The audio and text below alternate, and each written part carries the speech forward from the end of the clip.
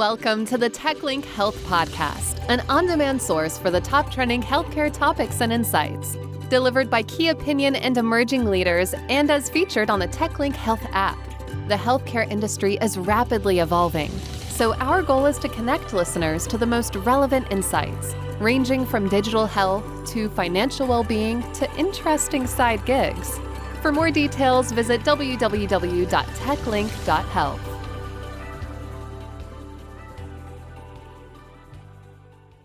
Well, hey everyone, and welcome back to the TechLink Health Podcast. I am Justine Reiss, and I will be co-hosting this episode with Dr. Rodney Samaan. Very excited for that. Today's episode is all about longevity, the emergence of super-agers, and how this phenomenon will shape the wellness journey of the future. This topic is definitely 100 plus, but perhaps forever and ever can enter the equation. Wow. I'm excited to talk to you about this. This episode's guest is David Harry Stewart, a globally renowned photographer and creative director, as well as the founding partner for Agist, a marketing agency and media company that advises businesses, brands, and organizations on emerging trends, changing attitudes, consumer behaviors, and shifting cultural perspectives of the over 50 demographic to help them better understand, engage, and inspire this influential audience. The Agist mission to be pioneers of better age is clear. Super-age. Become the best version of yourself today. Well, who doesn't want to do that? It goes without saying that David has a passion for longevity and is on to something. For sure you are. And we look forward to getting his perspectives. So without further delay, we are super excited to welcome David to the podcast. David, thank you for joining us today. My pleasure. Good to be here. Good. Well, I would love for you to give our listeners some background in your own words. So if you would please take a moment and give us a little more detail about your journey into the longevity space. Yeah, absolutely. I had a pretty successful photography career for about 30 years. I worked for most of the magazines. I did like a dozen covers of the New York Times Magazine. I worked at Hearst, Condé Nast. I did Nike, Amex, stuff like that. And then in my mid-50s, I started to notice that the people I was photographing were staying the same age. And myself and my friends are getting older. And I'm thinking, that's interesting. And I thought, what's that about?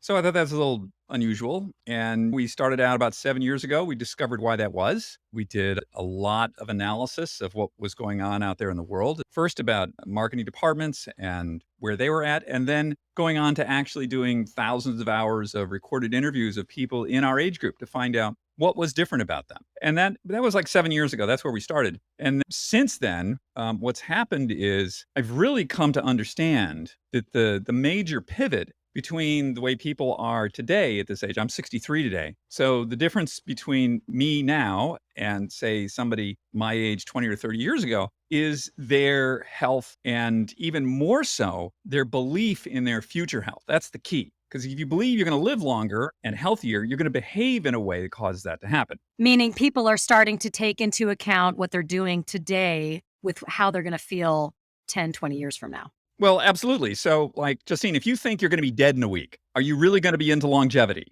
Probably not. It's not going to be top of mind for you. But if you think you're going to be alive for another 50, 60, 70 years, you're going to behave in a very different way. And so what we see happening here is this compounding effect of the actual behaviors, the actual science. So like people my age were the first ones to really take exercise seriously. Like before Nike, there was no, like jogging didn't exist. You know, we'd taken vitamins, we understand that smoking isn't such a great idea. And so now we have this sort of built up reservoir of health and longevity and expectations going forward. So demonstrable evidence that people are living longer, and they are. So now the expected mortality of a 70-year-old today is the same as a 60-year-old 10 years ago. So people are living healthier longer, extending total lifespan. That gets a little more complicated, but definitely expanding health span for a segment of the population that is behaving in a certain way. And mind you, that's not everyone. So at 65, 60% of the US population has a chronic disease. And most of it is entirely caused by behaviors. People eat too much and they don't exercise enough. And that's an epidemic. But if you're in the 40% that are not in that group, you're going to be around for a while. Have you seen that percentage change? 40%? That's not bad, I guess. It's probably stayed about the same. probably gotten worse, actually, because there's an epidemic in this country. I would say there are three gigantic epidemics. One is people aren't exercising. Two, they're eating far too many carbohydrates. And probably the third is opioids. And you put those three together, that's what's killing people. That's sad and true. Okay, so there's a few topics there at the core of the TechLink Health mission. And one is the ability to connect with experts as yourself and technologies that help meet health and wellness goals. So that we're segueing perfectly into this. Another vision is that people are living longer, as you say, and we need to find ways to not only remain physically healthy, but financially and professionally active as well, well beyond retirement age, which that age has changed, I think, dramatically. So let's start with the basics. Tell us about your work in exponential longevity. Well, exponential longevity. That's a big ask, Justine. Let's go for That incremental. is. But let's poke away at it a little bit. Well, I think the first thing to understand is that 95% of this is not like crazy esoteric stuff. It's what I call like the big rock theory. Sleep. What are you eating? How are you moving? And how are you dealing with your stress? You deal with those four things, you got 95% of it done. That's great. Now, what's coming down the pipe? That is just so true. Yeah. It's so true. And people just they get stuck in the weeds with like they just want the blue pill or the red pill. And it's like, no. What you need to do is get on a spin bike. That's like that's what you need to do. But what you're saying about sleep, I think that we do devalue, you're like, why am I feeling so tired? And you're realizing, especially when women get to a certain age and menopause hits, that is a sleep inhibitor. And there's things that we can do and routines. And, I have noticed a huge difference when I take the time at night to prepare for my morning routine. Right. Don't crash the plane. Everybody's crashing the plane. You need to land the plane. The plane is your brain. You need to slowly land the plane. Don't crash it because you're going to wake up at 2 or 3 in the morning. It's not good. You need a sleep program. You need a sleep program the same way you need a food program and an exercise program. You guys can't see me, but I'm hearting that all over the place. That's so true. If you don't have sleep, you're going to gain weight. You're not going to be able to recover from exercise. And you're going to you do it long enough, Alzheimer's, dementia, all kinds of stuff. So you need a sleep program. And one of the things, if we want to talk about technology, I tell people track everything because you can only improve what you're tracking, right? So you may think you slept bad. How many hours? So like I've tested like all these trackers. I'm not affiliated with them, but the Whoop's the best one. So get yourself a tracker and it's going to tell you what your sleep efficiency is. Are you waking up in the night or do you just think you're waking up in the night? Are you getting deep and REM sleep? How much are you getting? Is it consistent? How does Whoop measure that and report back to me the info? Well, all these trackers, Apple Watch, Oura Ring, Garmin, they're all slightly different. But basically what it's doing is it's an optical read on your blood vessels, essentially. So it's able to tell at what point you go to sleep based on that and your movement. So they all have different algorithms that they use. I like the Whoop because it's something like 100 times the amount of data goes into it as the other one. So it's much more accurate. Interesting. Okay. I'm loving the sleep tracker thing because I was thinking more about just tracking the hours I'm sleeping, but you're going much deeper than that. Because I suppose what you're saying is if I find that I'm waking up at a certain time or I'm getting out of REM sleep at a certain time, there are things that I can do to help myself get back into a deeper sleep. Well, yes, that's another matter. So we're talking about two different things here. So the first thing I tell people about all this stuff is we have the ability to understand things now. Previously, the only instrument we had was a bathroom scale. Okay, great. That's helpful. Right. But it's going to tell you one metric, how much you weigh at a certain point in the day. That's all it's going to tell you. But if you have these sort of activity sleep trackers, it's going to tell you how much time you're sleeping, what your sleep efficiency is. And that's the thing you really want to know, Justine. So is your sleep efficiency 85% or 95%? And I'll tell you something else. If you wake up in the night, don't look at the clock. Don't look at the watch. Don't look at any of that because it doesn't matter. Tell yourself you're gaining rest. There is a restful benefit by you just laying there. And just lay there. Don't turn on the TV. Do not turn on your phone. You're just going to shut off your melatonin. You don't want that. Just lay there and, okay, you're having sort of a rough night, call me after the podcast and I can tell you like 5 things to do so that won't happen. But if it does happen, take care of it that way. Our listeners may want to hear about that, but I know Rodney's got some questions for you. So we'll jump back to that. Go ahead, Rodney. And this is Dr. Samaan, Rodney. There's so much to talk about, but I do agree with David. And the more I read and talk to patients, the more I realize that probably the most important, if you had to rank them, probably sleep is the most important. I find myself speaking to patients more about sleep and nutrition and exercise than even medications nowadays. Like medications, like almost like routine. You need maybe a few meds to keep your blood pressure under control, or maybe not. But I tend to start talking more about sleep and sunlight during the day and darkness at night and sleep hygiene and other things related to that. But I want to hear more about the technologies that can power 100 plus. Right. Okay. You got to take care of the 4 big rocks first, because like I said, it's sleep, diet, movement, de-stressing. Those are the things that if you have any one of those out, you're not going to make it to 100. Other things are going to happen. You guys know, like the biggest killer in America is heart disease of some kind. So you're eating the wrong stuff, you're not sleeping. So get that stuff done right, first of all. And the technologies are really somewhat simple. I tell people, like, it's all about testing and tracking. So you need to understand what's going on. In the same way, like, you probably know how much money you make every week. Like, there's certain things that you know. There's certain metrics that everybody knows. They know, like, how much their car costs. They have no idea what the macronutrient breakdown of what they're eating every day is. Zero. The first thing I tell people is you need to eat a low glycemic diet. You gotta avoid these glucose spikes. And they just look at me like, what's that? Well, that's just key. Understanding that. If you want to go further with it, you get yourself a continuous glucose monitor. You plug one of those in your arm and you see what specific food does things to you. One of the things you see, like, the blue zones and all that stuff, what you're seeing is people who have a certain genetic makeup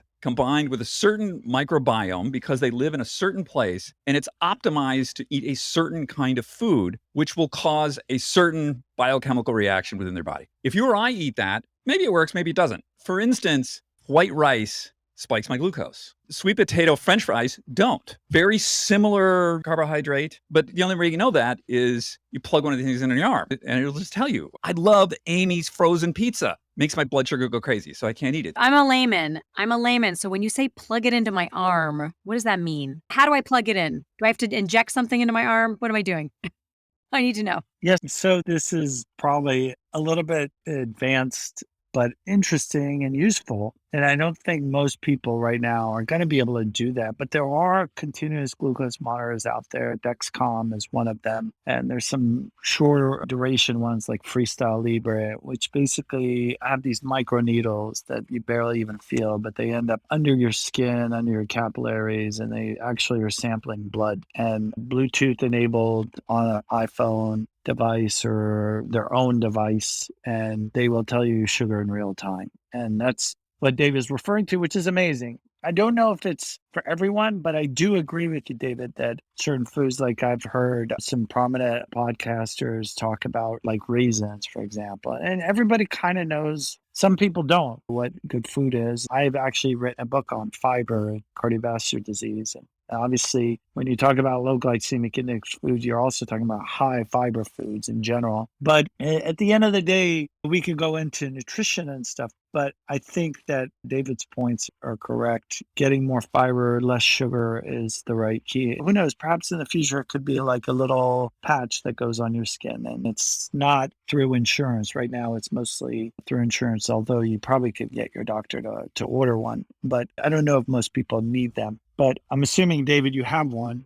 Yeah, I just told my doc, write me a script for a continuous glucose monitor because I just want to know. So I got one. I got a Libra. I used it for 2 weeks. It was fascinating. The thing that I like about all this, so what we're talking about here is really personalization of nutrition. These things are rather primitive at the moment. But as we're moving forward, I know another company that's working on something similar that works on radio wave frequencies. So the elements that in your blood are monitored through this device, and it'll tell you what your blood glucose is or anything else that's in your blood, like immediately on your phone. So where we're moving here is personalization and optimization of not only what you eat, but also how you exercise. That's the main benefit of the trackers, yeah, it's going to tell you about your sleep, but it's also going to tell you about your exercise recovery. So what's your resting heart rate? What's your heart rate variability? Things like this, which will let you know, should you hit it really hard today, or do you need to just go for a gentle walk? This is something that I really emphasize to people, that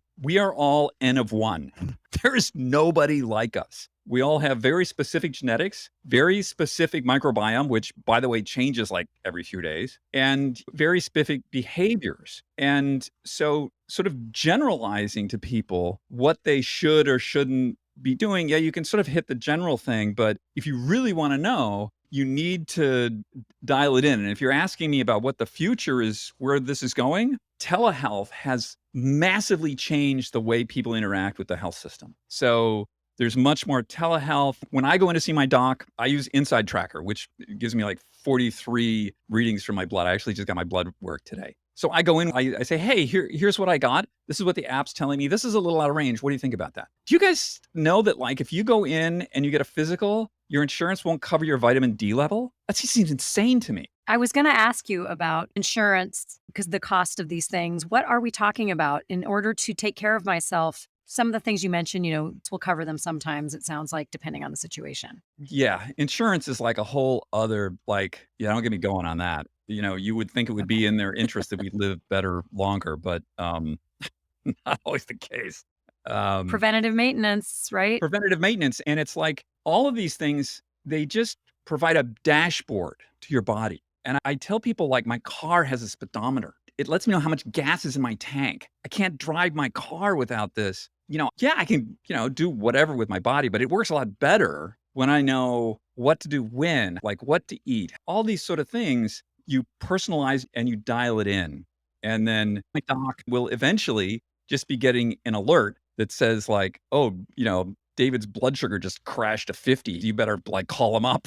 What's going on? It's going to be like that. And you kind of already alluded to this, but let's talk about the future and how super aging will change the relationship with healthcare practitioners. I'm already seeing this, patients bringing in like their cardio, emailing me or texting me through the portal, cardio monitoring of their heart rhythm or different kind of technologies. There is a risk there of oversupplying practitioners with data. And I think that's one thing that TechLink Health wanted to help out with, is aggregating that data. I think that's a really interesting point. As we go forward, I do a huge amount of tests of all kinds of stuff. And the idea of having an overarching algorithm that collates all this and then can understand that, I think would be great. To my knowledge, there's some companies that are approaching that, but you're right. More testing leads more data, and somebody's got to deal with it. And maybe this is something that we can go to your blog or something about, but I would love to know for the layman, and I'm going to consider myself somewhat of a layman, though I'm very physically fit. I don't do any of this monitoring. I grew up in an athletic household, and I know I eat well and I exercise, and maybe that's working out pretty well for me, but how much better could it work if I started doing a little monitoring? I'm curious. I want to start doing it. So what would be the first thing to do? I mean, sleep seems like a great place to start, but is there anything else you'd recommend? The cheapest, best thing, the best bang for the buck, get yourself a polar heart monitor. The dumb old school ones that go around your chest. People will talk about, well, you need to do 45 minutes of zone 2 aerobic training for your cardiac health. You don't know what zone 2 training is unless you've got a heart rate monitor. It's impossible. Every athlete I know has one of these. And then they're more expensive, advanced versions of these things. But if you just get one thing, get that thing. Great advice. That's great. So our whole societal framework is built on people dying at a certain age. You already talked about this. So now, how will super-agers disrupt the status quo?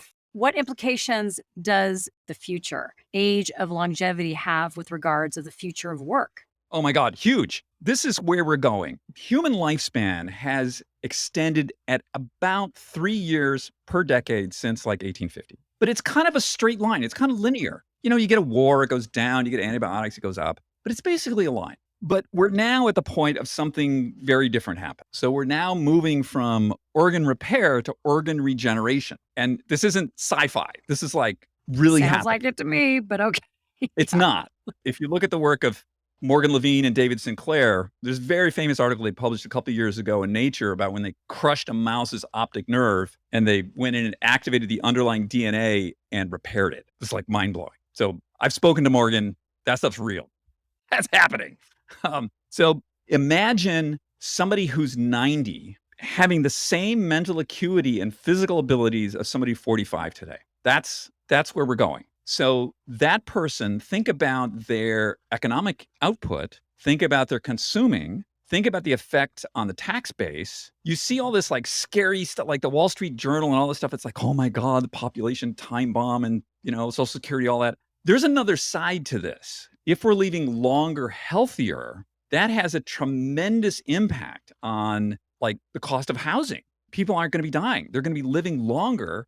So that housing is going to turn over. That's interesting. So there's going to be a huge amount of disruption there. And I think that combined with things that are happening with Meta is also going to have a tremendous impact on how we work. And one of the primary drivers for new healthcare ecosystem is the raising cost of healthcare and accessibility at a global scale. When you think about the future of healthcare with regards to the quality of treatment and cost, what role does longevity play and how will that change in the future? That is such a good question. And I wish I had a firm answer to that because the vast amount of medical spending happens in the last year of somebody's life. That last year is still going to happen.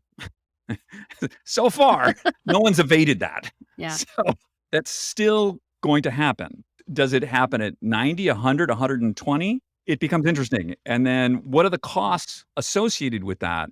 That's a big question. Well, take a health policy perspective. From a Medicare or insurance perspective, ideally you'd live a long time and then just drop dead. That's right.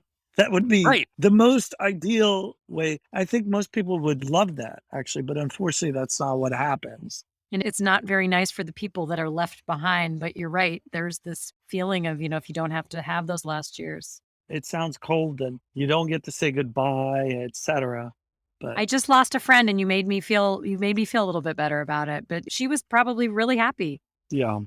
I mean, I deal with cardiac. I'm a cardiologist. I do some primary care. And sudden cardiac arrest is a tragedy in many ways because it's a life that could have been saved if the right tools were in place and monitoring. But I've also had old patients that have said to me, I want to die in my sleep. And lo and behold, they've died in their sleep. And I've thought, well, this is beautiful. I mean, the wife was happy and she was crying, but one of these patients was like that. And I would say there's a lot of patients as they get older think that way. They don't mind that kind of death. I probably had two patients recently. One was a COVID patient and the other one was just heart failure, but they just passed away. And there's no healthcare dollars associated with that in some respects. I tell people, if you want to know how to live, have a vision for how you want to die. So do you want to die in a hospital for a year plugged into tubes? I don't. My view is that at 96, I would like to be hiking in the Alps and die of a massive cardiac event. Done. But in order to do that, I have to be in the right shape to be able to hike in the Alps at 96. I need to have the right financial means to have manifested that. That's how I look at it. You brought up this very basic thing of sleep, which I'm so glad you did. It touches me personally because I've been really giving it a lot of thought lately. And I noticed even this week when I had one good night's sleep, how different that day was the next day. What are some other simple things that a healthy person can start to activate to keep this in mind, that I want to live how I want to die, basically, and I want to be happy, and that mental component mixed in with our physical health? Well, it's again, really incredibly basic. Figure out how to sleep. I can tell you there's some simple things to do. The bottom line is don't surprise yourself at night and you'll sleep better. Eat a low glycemic diet. Exercise hard. What are some good foods for low glycemic diet? Can you just lay it on us?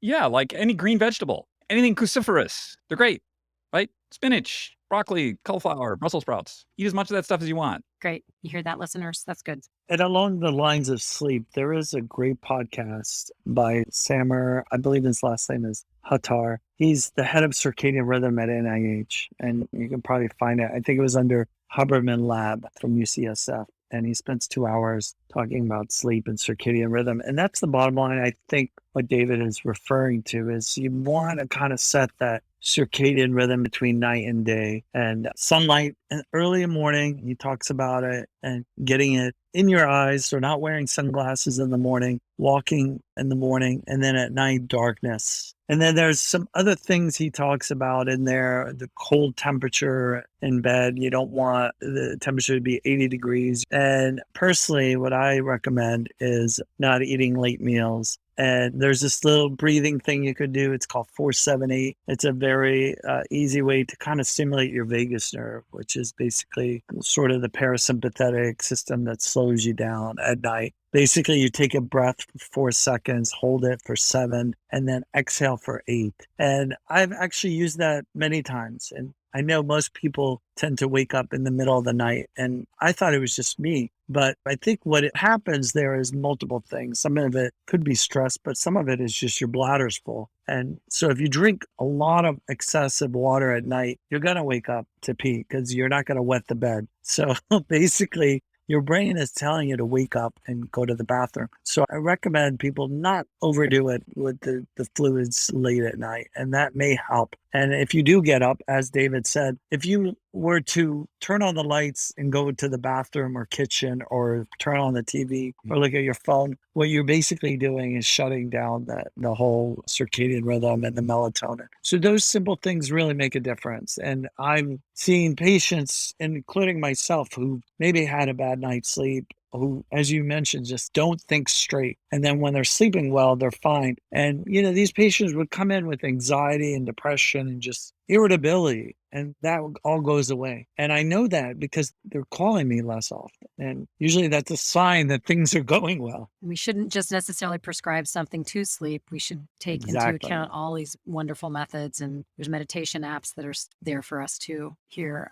That breathing exercise really works too. Oh, yes, I've done that. That's fabulous. Well, we could talk a lot longer, but in closing, any final recommendations for those interested in staying connected with you and also to the next wave of innovations within the longevity space, David? Yeah, well, you should listen to the Super-Age podcast because we have those kind of people come on and tell us what's going on. Awesome. You should understand the difference between hard and impossible. And one of the dangers of getting old is we have a tendency to overly embrace comfort. And understand there are two kinds of stress. There's adaptive stress response, which is what happens when you lift weights, you ride a bike, you cut down on your feeding, you get in a sauna, you get in a cold bath. This is good stress. You want that. You want to get comfortable with being uncomfortable. There's another kind of stress, which is chronic stress, which is bad, bad, bad, but they're not the same thing. So it's not impossible to live a very long time healthy, but it requires priorities. And it's not easy. Well, that's why we get to tune into your podcast and learn more about how to make it maybe not easy, but normalize it, I guess. That's a better word. I love that word, normalize. Yes. Let's normalize health and wellness. Like, let's not make it an outlier. Why is it only 40% of the people? Why can't we flip that? Yeah. Totally. Yeah. Is there any predictions that we should look for in the next 3 to 5 years in terms of longevity? I think what you're going to see is sort of initially at the high end, the high income folks, technology is going to be coming in. They will be the early adopters, but I think in 10 years, you're going to be seeing everybody being monitored in a much more accurate, real-time way so that their health is personalized. And I think that this idea of organ regeneration is going to make what we're doing in medicine now, I'm not going to slam your professions, but it's going to just seem primitive. I agree with you. There was that recent case with the heart transplant, with the pig transplant. That was fascinating. Yep. Didn't work out, but it will. I think it went okay for a while, but I think I read it ultimately didn't. But, you remember the first heart transplants, all that stuff out of South Africa. Remember that? Like 1970s? Uh-huh. And the first few didn't work. And then now organ transplant is still a project, but it works. Wow. That was great. I'm going to go get a bunch of monitoring equipment now. That was great. That was great, David. Thank you. Thanks so much. Absolutely. Justine, I'm just going to give you some quick tips about sleep, right? Yeah. I think I probably know most of them. It's just whether I do them. You just got to like do it. Temperature is big. Temperature is big. Well, I like it cool. Is that what you mean by temperature? You want the temperature to decline if you can. Get it to decline through the night. So you get in bed, it's like 68, 69. Get it to fall to like 64. And then at like 5 or 6 in the morning, get it to ramp up. So that's going to signal your body about sleep. The light thing is, so, as soon as you get up in the morning, just go outside and look at the sky. Like, boom, the blue light, that's going to like immediately shut down your melatonin and it's going to start the cycle. That's the trigger for when you go to sleep at night. That's like the go button. As soon as you see that blue light in the morning, your body says, okay, 16 hours from now, go to sleep. So that's important. And then stay away, on the contrary, from blue light at night. Now, what I said is don't surprise yourself. What I mean by that is anything like, for me, I have really good hearing. So I wear these things called Bose sleep buds and I hear nothing. And so like I go to New York, I go wherever, and I'm just like out. Like it just doesn't happen. And also wear a sleep mask because your eyelids are a lot thinner than you think they are and they will receive light. So if there's like a street light or a car goes by, your brain's going to register that. And you don't want your brain to register that. You want your brain like out. Those are David's sleep tips. And don't get any blue light filter glasses. You're against those? Actually, I didn't know much about them, so I didn't have an opinion. Yeah. But when I listened to that 2-hour podcast about circadian rhythm, he explains why, because you're actually filtering out more than just blue light. And you need that light, actually. Yeah. Everything seems simple until you talk to an expert that really understands it. And then, of course, I think I know what you're going to say about this, but what about prescription drugs to help you sleep? You're not sleeping. You're being knocked out. Yeah. Okay. There's a difference between being knocked out and sleeping. Is melatonin considered a drug in that context? Hormone. So you're not even down with that either? Melatonin is a tricky one. So that's another like super personalized one. Like I know people that take like huge amounts of it, like 10 milligrams, 50 milligrams a night, because they feel it helps their immune system. If I take more than like half a milligram, I'm like drunk for a couple of days. I don't metabolize it. It doesn't work for me. It's also one of those things, since it's an over-the-counter thing, you have no idea what dosage you're getting. It'll say something and it's like, says who. So right. I would just be careful. Yeah. All right. This is awesome. Thanks, guys. That was a lot of fun. Thanks for listening to this episode. TechLink Health is a healthcare advisory platform for consumers and organizations to stay informed with the latest insights while connecting with healthcare experts for telehealth, e-consults, and consulting services. For more details, visit www.techlink.health.